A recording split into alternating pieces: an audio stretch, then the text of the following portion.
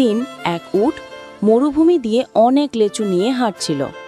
রোদ ছিল প্রচণ্ড, তবু উট ধীরে ধীরে এগোচ্ছিল।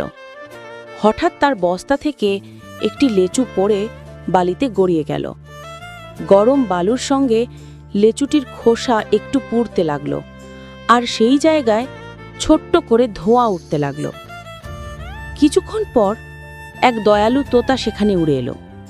সে দেখল লেচুটি গরম বালিতে পুড়ে নষ্ট হয়ে যাচ্ছে।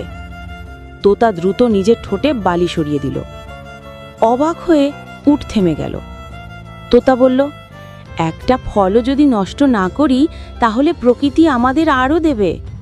উট হাসল আর বাকি লেচুগুলো নিরাপদে বেঁধে আবার যাত্রা শুরু করল। মরুভূমির রোদে দুজনেরই ছোট্ট দয়া এক সুন্দর দিনের গল্প হয়ে রইল। কিন্তু তাদের কেউ লাইক সাবস্ক্রাইব করলো না।